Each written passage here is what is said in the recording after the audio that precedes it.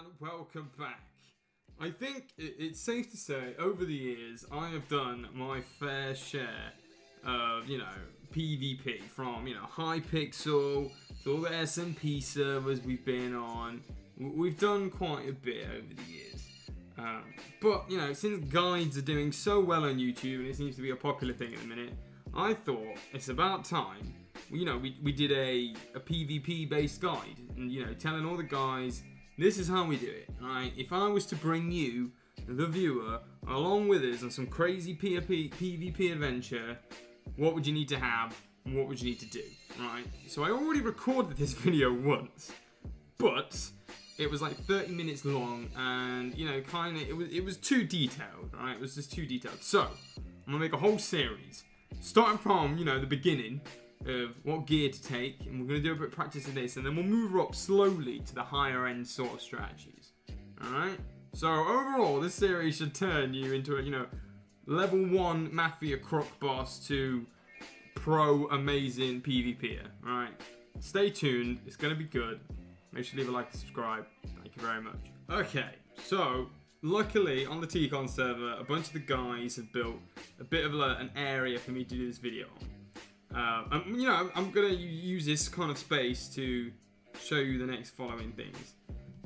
Basically, so, you can kind of split your gear into three different areas. You have kind of like the noob tier, you kind of figuring out what you're doing, and the pro tier. And, basically, starting it quite simply with armor and the weapons, right? We're just going to go through some basic stuff with the armor and the weapons and what you should take and why. Okay, so as suited and booted, and looking at our inventory, these are the core things we got, right? We've got our weapons, shield, sword, bow, arrow, axe, and we've got our armor, 4 pieces of main gear of our armor. And we're going to start there, because there's a lot of complexities to this. For the high level end game PvP, and this is what we are talking about here, ladies and gentlemen, we're talking full diamond, it's a survival server, maybe factions. You got the whole world of resources to get. What happens? What do you need for these sort of battles? Well, the crucial thing to any armor is a breaking 3 and protection 4. No, right? You need protection because any other armor is basically invalid. Or some people swear by blast protection, and that's good in certain scenarios. But overall, protection's your top dog. Basically, it's broken in Minecraft. It's the thing you need. Anything else should never be brought to PvP because it's completely trash. It's not going to be useful for anything.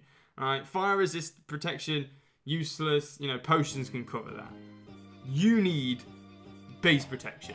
That's it. On breaking 3, you may ask, why on breaking 3? Well, in the latest stages of Minecraft, battle's gone for ages. They just fight. Armor, protection absorbs quite a high amount of damage.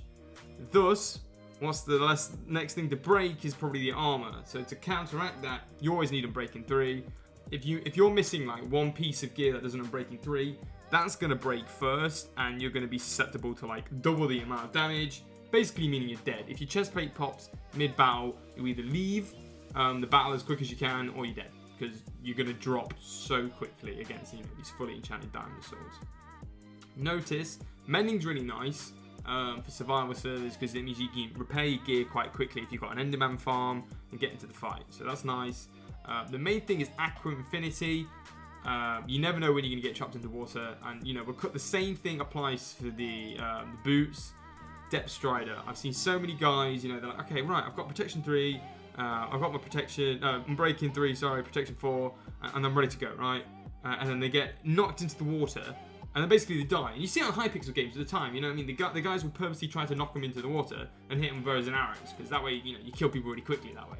It's a great idea. You need Depth Strider, otherwise people are going to run circles around you.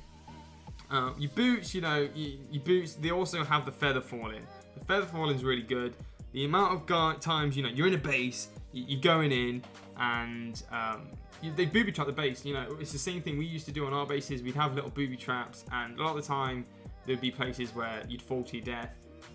You might get knocked off a cliff in a battle. These weird things do happen. If you're going to throw an ender pearl, it just kind of secures that chance that you're taking less damage and less chance you're going to immediately get yourself killed, because if you die like that, you're going to be kicking yourself. Feather falling, super useful, a must have, right? You should not go into battle without feather falling and the whole water stuff. It's a pain in the ass to get, but if you're fishing and you're doing, you've got your farm set up properly, it's not too difficult. Our last point on this, right, is that you shouldn't have thorns on your chest plate. A lot of people put thorns on the chest plate, and it is the worst thing to get. Yes, it can be destructive to their attacks, and it does a bit of damage to them. It's not a lot, right? It is annoying for the attacker. However, considering most PvP on the latest version of Minecraft, goes on for ages, and the armor does break quite, that is kind of the signaling thing, whose armor is going to break first. Thorns, because every time it does this ability of doing the damage, it does durability. You can crack a chest plate in like half the time. So basically it means you're half as effective in the battle. And if there's 2 sets of people on you, you're going to be taking a high amount of damage. You're already taking a lot of durability. You die, your chest plate's going to crack, and you're going to lose everything. Because you put thorns, yeah, you're more strength, you're a bit more offensive, and that's nice. And again, if you get hit with a bow, that's good to kind of like put them off. But overall, 9 times out of 10, never thorns, never ever thorns. So for the sword, straight into it. Breaking 3, like the armor, not as important because swords have naturally high durability, but it's a good thing to have. Saves you wasting XP on repairing it. Sharpness 5. Don't settle for sharpness 4. Sharpness 4 is okay, but if I'm in a fight, I want to see everyone with sharpness 5, right? It's going to be, you lose basically half a heart of damage per swing. It's necessary. It's necessary. You think, oh, okay, so it's half a heart or whatever. You times that over 4 swings, that's quite like your 2 hearts and your 8 swings. It adds up really quickly. Sweeping edge. Most of the time, you don't need this enchantment. But because the way you farm swords, you generally end up with it anyway. And obviously the new Minecraft patches are going to change PvP a lot when it comes to these enchantments, but not needed. Looting, nice, again, not very much needed. But lastly, fire aspect 2, right? Like before, protection means that a lot of the damage coming through, by base hits is going to be absorbed, right? The armor has to break normally first, unless using potions and such.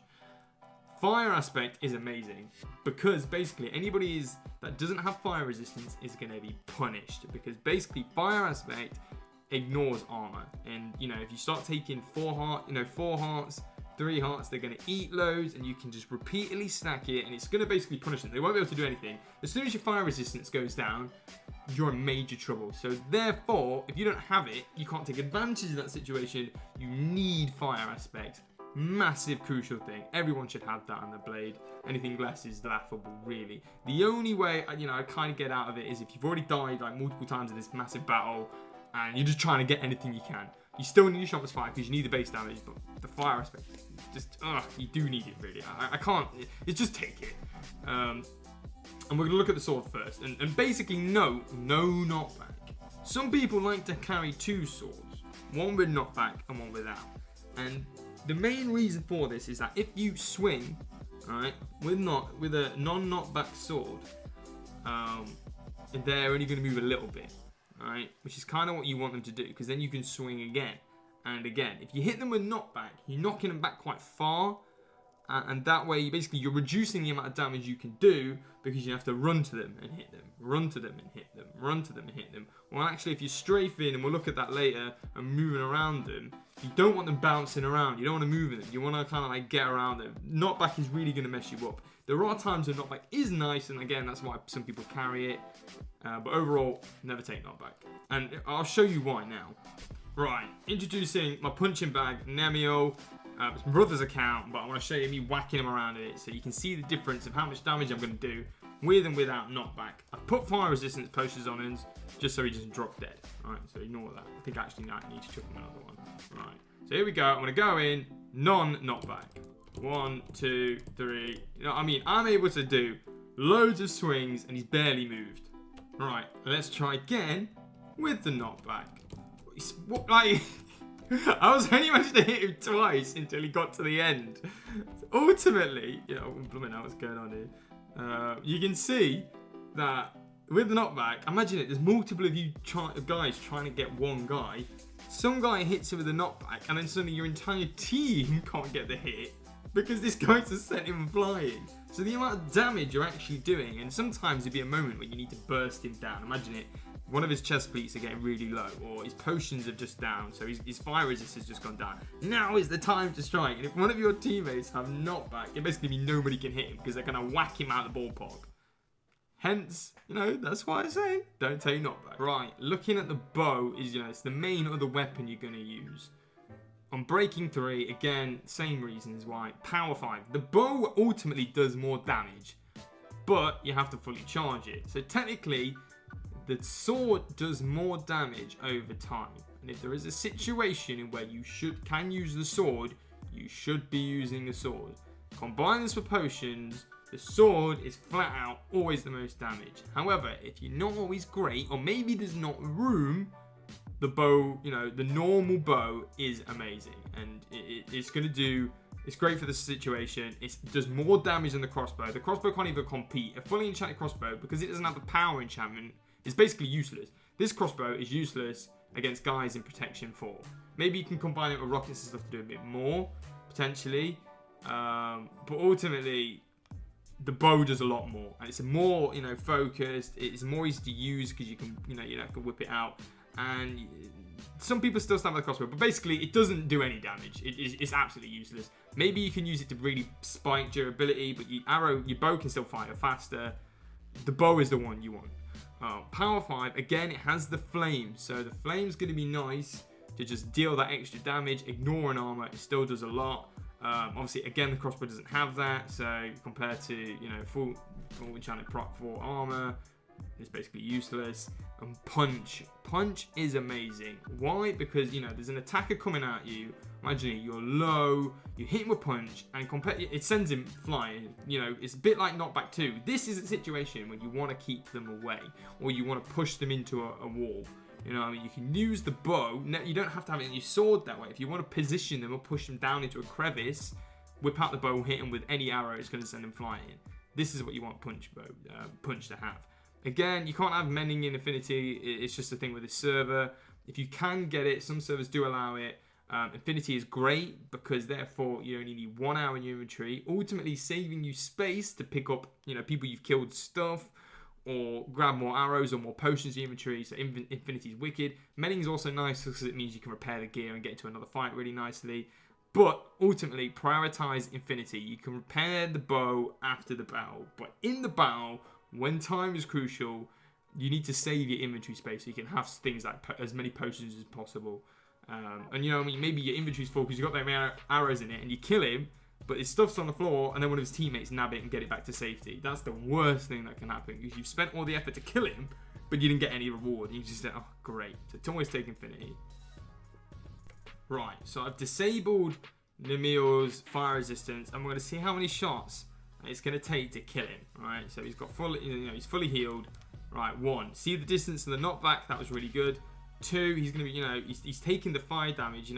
That's what's going to be doing a lot of the damage here. 3, again, if we were just rapid firing. 4, he should be dropping dead. The longer we leave the fire, that's going to ultimately hurt him. 5, that's a good amount. 6, 7. So it took 7 shots to basically kill a guy in the best gear you can. In a real situation, he's going to be, having potions and he's going to be running at you. But even if you can get him halfway down, or, keep him away while actually taking significant damage before he's even getting to you, the bow is good for that. Maybe you're low and you're regenerating health. You hit him with a couple of bow shots to keep him up, so then your regeneration's back up full. Then you go get him, hit him, because then he's weak and you're strong and you finish him off. Or you need a bow. Everyone should have a bow. For the same reason, the shields are amazing. Everyone should take a shield. There are situations where you're going to be low. You're going to want your regeneration to kick in. Maybe you just want to tie him up. Maybe he's got a potion of strength. If you can use the shield, you can just absorb some of his attacks. Again, if maybe you're in a bad position, that's the situation where a shield's great because you can block your attacks, get close to him, and then do the damage. So you need a shield.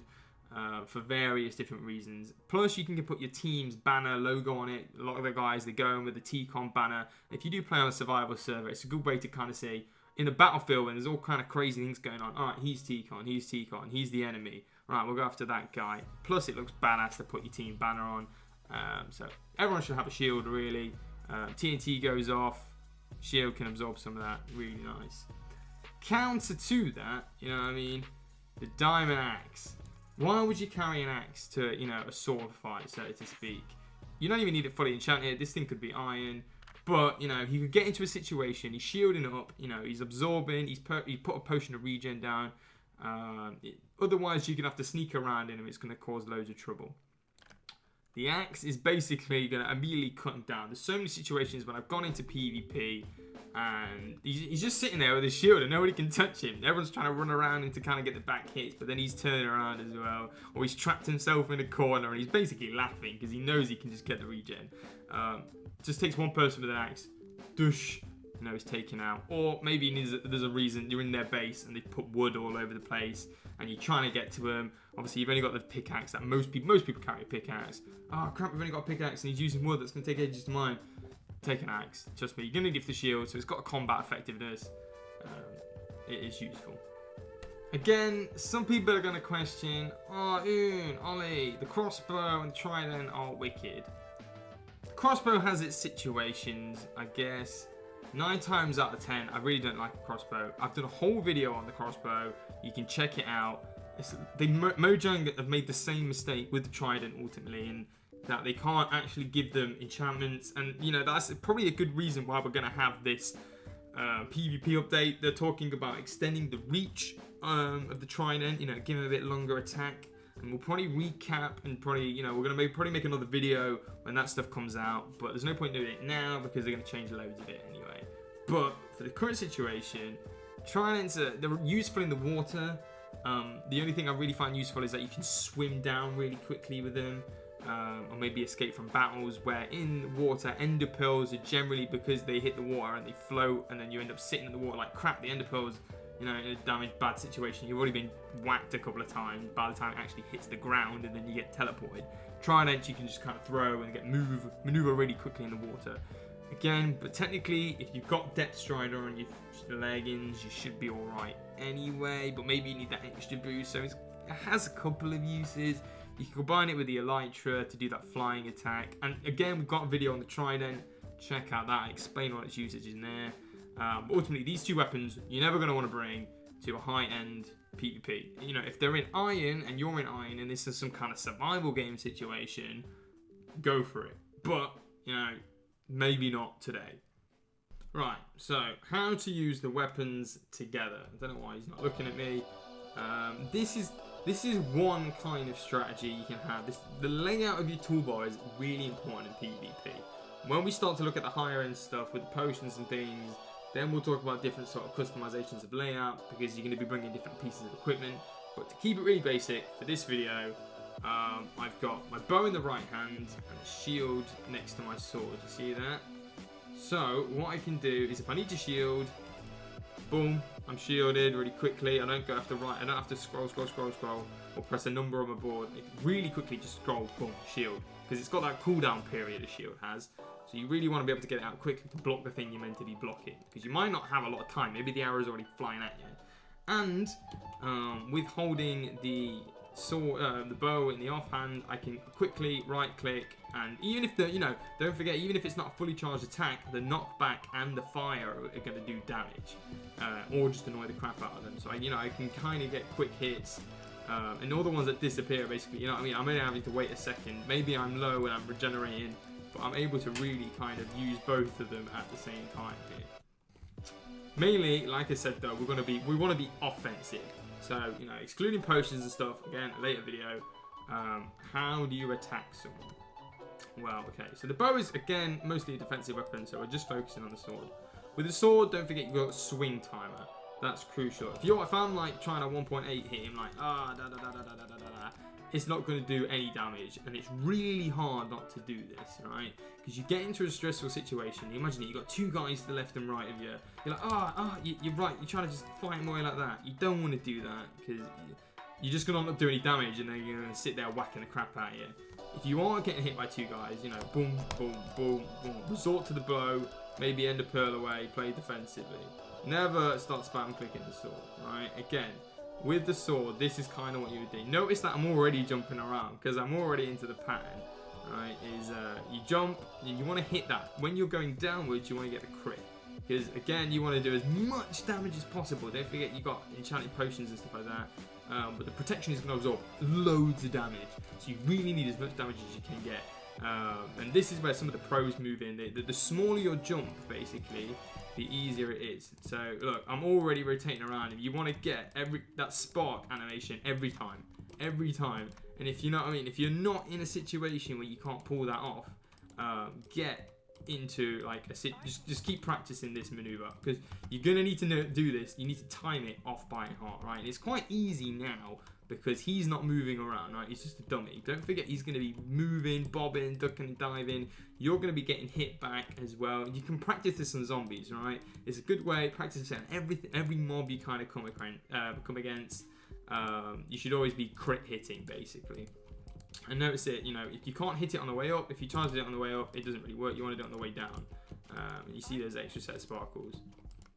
And the kind of second thing you want to do, it's kind of really hard to show off at the minute, and you'll maybe see it in some of the other battles that there's various videos you can see on the channel, is that you want to be strafing around of him. So the idea is if I'm attacking at him like this, right, again, sword's most damage. He is, he's going to be facing me. What I want to do is I want to hit him from the back, right? This is where I want to hit him because he can't swing at me there. It is really difficult to do.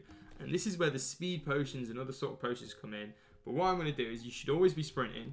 So always get your sprint up. Maybe you have like a key as well. Some people have a key bound to that to just kind of always sprint. There's some kind of mods that does kind of get into the realm of hacking though. So, you kind of need to check the server you're playing. But my idea is I'm going to charge at him, and I'm going to whack him. And sometimes I'm going to immediately just try to get to his back, right? Because if I stand here, he can't hit me back. I'm just going to be able to repeatedly whack the crap out of him. Another thing you can kind of do is that when he hits, you can kind of do this back hit, right? Because if you do a back hit, what happens is you stay out of his range of whacking him. And look, you see, I can actually hit him from quite a distance here.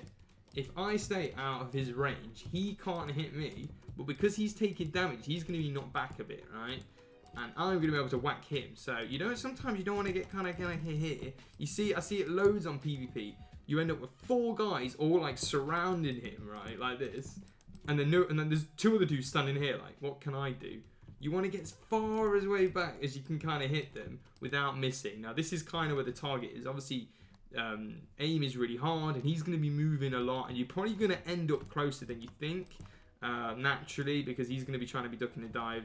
But if you can, look at that. I'm able to get the crits, and I've got a distance. So all of my teammates can whack him, and he's going to make him harder for him to hit me, because he has to aim. The amount is easy for him to hit me when I'm like here, right? But if I'm farther away, he has to really aim, and if he's on fire and he's getting whacked about, that's a lot harder. So they're the tips for today. We've covered most of the core weaponry.